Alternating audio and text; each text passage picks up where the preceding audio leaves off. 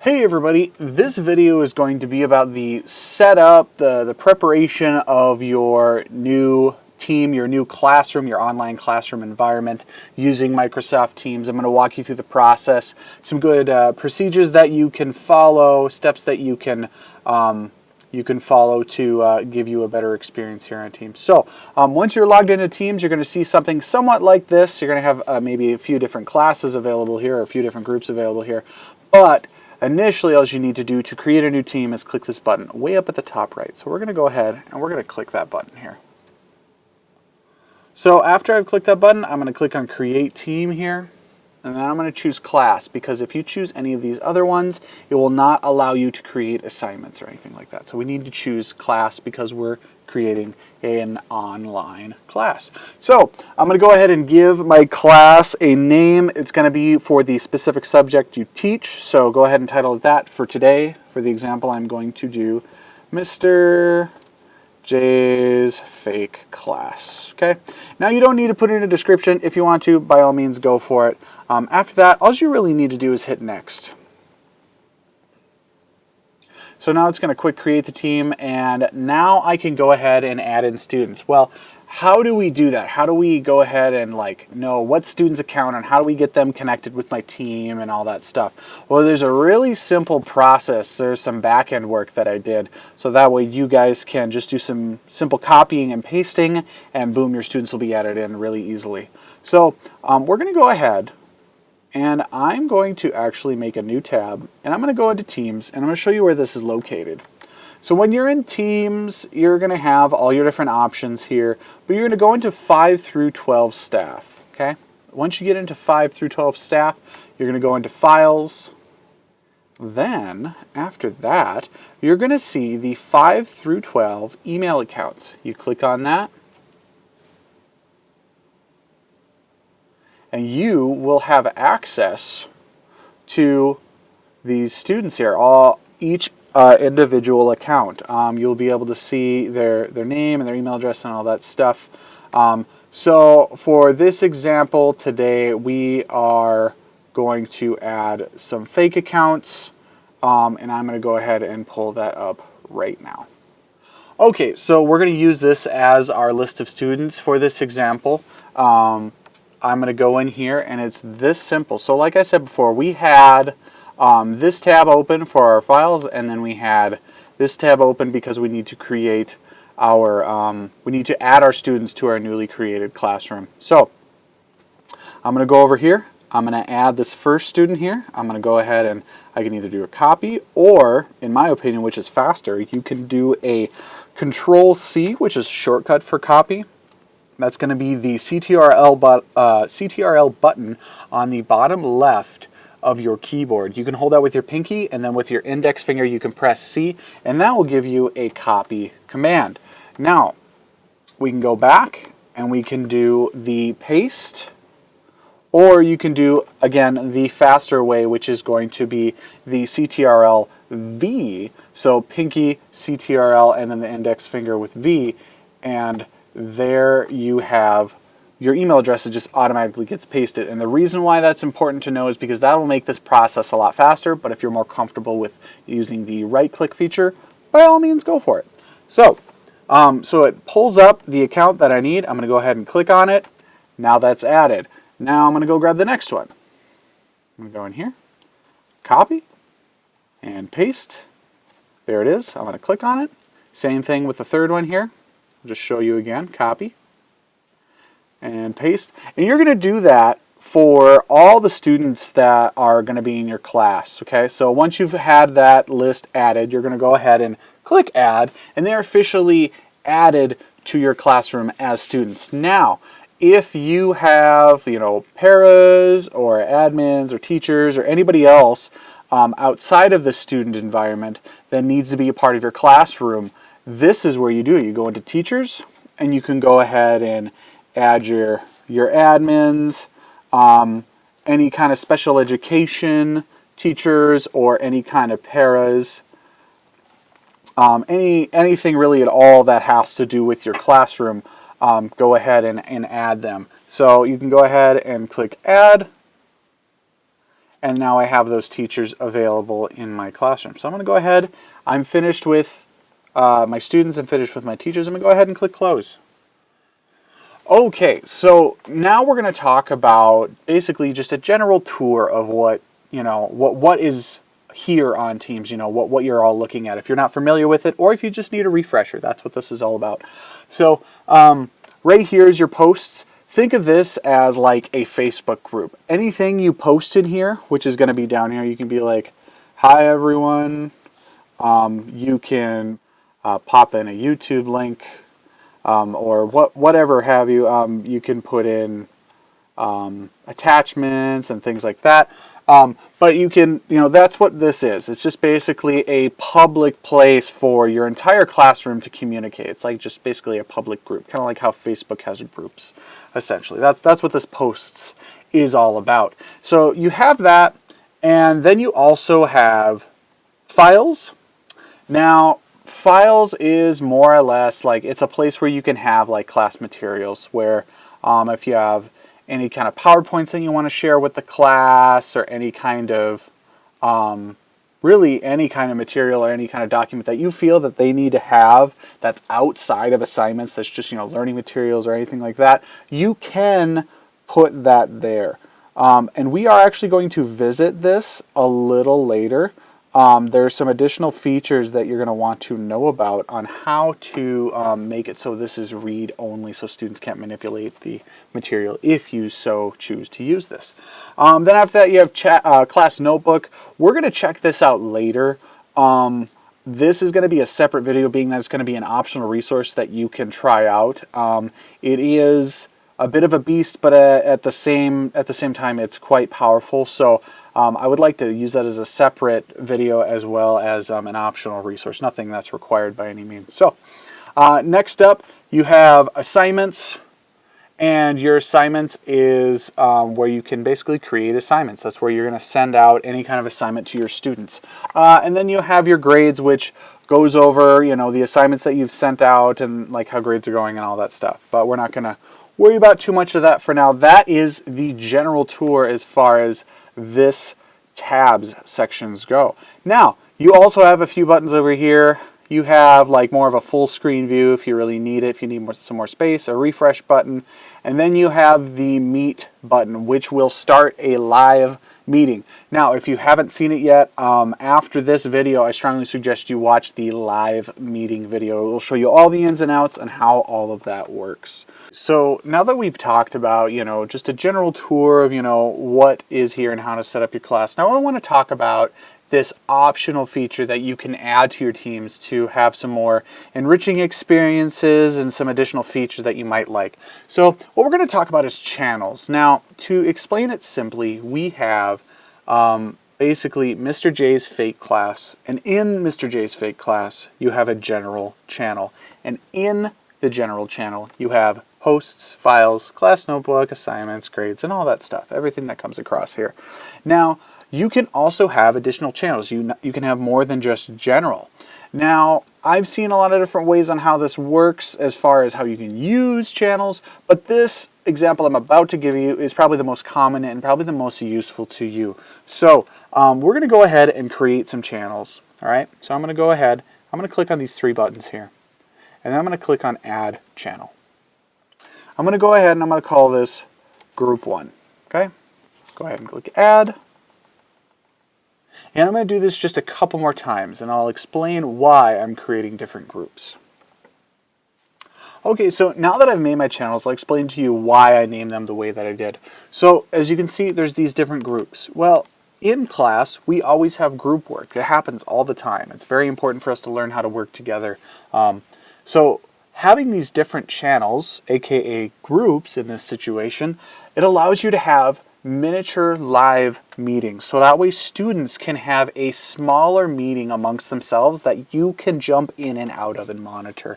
So that way you can first start with a meeting here, and in the middle of the meeting you can start holding a breakout session where a few kids will be assigned to group 1, the next group will be for a second group, and the other one will be for the third group. And you tell them to go to those specific groups, and it's their job to go in here and join a meeting that's either they have to start themselves, or that they can join, or however you want to do that. So that allows for group activity to happen on the distance learning model. And then when you're done with that, you can have them all leave after a certain period of time, or you can pop in and tell them like, all right, let's jump back to the original meeting. And then you'll jump back here and go to the original meeting. But that is what channels are for, as far as a way that is efficient and useful for you. So that is channels. Now again, please keep in mind, you do not have to do that if you do not want to. So we've done channels. Now let's start talking about external resources. And what I mean by that, basically, like, whether that be your lesson plans, or something like Flipgrid, or whatever service you're using that's outside of Teams. How do we get all of that tied together? So I'm going to show you a very safe way to do it, so it works on all devices, any browser, all that stuff. I'm going to show you one way to do it. There are many different ways to do it, but I'll show you the way that I believe works best. So first and foremost, let's talk about Planbook. It's really, really important to have your lessons put up on Microsoft Teams so students know what's coming up, what happened in the past. It's a great way for you to put up your lessons on the website, as well as it going on Microsoft Teams all at the same time, all synced together. So I'm going to show you how to do that. If you go up here to this plus button, you're adding an external resource. You are going up there, and then you're going to wait for it to load, and you're going to click on this pink button right here that says website. When you click on that, you're going to call it plans. You can call it Planbook, you can call it lesson plans. I recommend just plans, because I've noticed after you add all of your external resources, you start to run out of room on this top bar. So I recommend just plans to keep things simple. All right, so now we need our URL, but where is our URL? We need the URL to our Planbook, right? So I'm going to go ahead and I'm going to make a new tab, and I'm going to go to Planbook, all right? Now, I'm in my Planbook, so I'm going to go ahead and click Share. And then we are going to go over here to where it says Embed, okay? And first and foremost, if you haven't seen it yet, I strongly recommend that you watch the Planbook EDU video that I have posted within the learning resources, the online learning resources. But if you haven't watched it yet, here's one section of it. So normally you would copy this code and you'd send it to me, because that's how I get it on your page on the website. But also, if you go in here where it says HTTPS right here, you're going to go ahead and you're going to highlight just that section, whatever's within these two quotes right here. You can go ahead and copy that bad boy. You're going to go in here and you are going to paste it, and then you're going to click Save. Now all you need to do is wait just a second, and there's your Planbook. Everything works accordingly. As you update the weeks, it changes. This makes basically Teams kind of more of a one-stop shop location for your students, so they don't have to go to different places to figure out what the heck's going on in their classroom. So that is a really useful resource. Now, I would love to tell you that adding additional resources aside of Flipgrid, Flipgrid does work, but other additional resources may not work. For example, we've tried to do IXL in the elementary, and when we try to recreate this process, it does not display when you're using the web version of Teams. So how do we fix that? Well, I have a nice workaround that works really efficiently and actually keeps your tab section here really nice and clean. So we're going to go ahead and we are going to go to Files. We're going to add another outside resource, and you're going to go to New, Word Document, and then underneath Word Document, you're going to type links. This is what I recommend. Links, keep that title nice and short, so that way it doesn't cut anything off up in the tab section here. After that, it's going to create the document, and all you have to do is make some links on a Word document, and students are going to be able to see that and click on them accordingly and access your external resources very easily and quickly. So I'm going to go ahead and call this links. We're going to make it lots bigger, and we're going to do like Flipgrid, Edpuzzle, and we'll just start there, okay? So I'm going to go ahead and do links. I'll even do just a little bit of formatting here just to make it look a little nicer. Now, how do I turn these into links? Super easy. Just go in your browser, search up Flipgrid, copy, and then you're going to go here, right click, and link. And then you're going to paste that in there. Now that is a clickable link. You can go ahead and go to Edpuzzle, same process, Edpuzzle. I'm going to go here, I'm going to copy, I'm going to go here, right click on the text, link again, paste, insert, and now I have clickable links. Now, how do I get this into Teams? Well, what we're going to do, we're going to close this document, and mind you, anytime that you update this, it updates automatically for your students. It's like a live document, okay? So you can keep adding external resources as you go, and they'll see those automatically. Now, how do we get this easily accessible? You know, I mean, yeah, you can use files, but there's one even easier way. Go up here, click the plus button, go to Word, and then click on Links. Save. Now, notice that it showed up as Word. I did forget to title it, and if you do, no problem. Just go ahead and click on the little arrow here, rename, and you just call it Links. There you go. Now your students have access to that really quick. It works great on mobile. When you click on it, it sends you out to a different website. So, that is pretty much it when it comes to external resources. Pretty much have anything that is outside of Teams in here to keep things simple for your students, because that is how we will train them. Okay, so the next thing I want to talk about is files and how to make files read-only. Because, for example, this document that we just created right here, at the current moment, the way the settings are set up, that students can just go in and edit this and change the link or even delete all of it, any of that. And while that can be useful in some areas, as a teacher, that's not a good thing. So what we need to do is we need to go into files, and mind you, that's where we created this, so any additional files you put in here are also set to be editable by all students as well. So how do we change that? So while you're in files, you go into Open in SharePoint, and then you can see what is underneath General. You can go ahead and you can change the settings unique to just this specific file, or in my opinion, the easier way to do it is just to have all documents. Anything that's in this team, it's all read-only and the student can't edit it. It's got to be like part of an assignment or something like that. So on General here, I'm going to go ahead and click on this 3 dots right here. I'm going to go into Details, and on this right side here, I'm going to click on this 4 where it shows 4 groups have access. You'll go ahead and click on that and see where it says Mr. J's FAE class members. You click on the arrow, change it to can view. So now they cannot edit it. They can only view it. So that way you can guarantee that students cannot mess with any documents that you have. Not that they will, but it's just one more preventative measure to make sure you have a better online learning experience. So that is that. So now we've gone over a brief tour of this setup. We've gone over the different channels that you have. We've gone over your plan book. We've gone over your external links, and then also how to make all of your files read only. One last thing I want to talk about is leaving a team or anything like that, or deleting teams.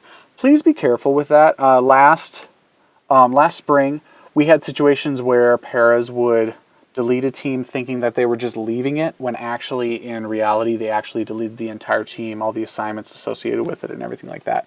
So to prevent that, if a teacher needs to get out of a team for some reason, or a para or anything like that, a student, as long as there is an owner, if they are an owner in the team, which more likely will be a teacher or an admin, make sure that you are leaving the team, that you are not deleting the team, because if you delete it, it is literally being deleted. So make sure you leave the team if you are trying to get out of one.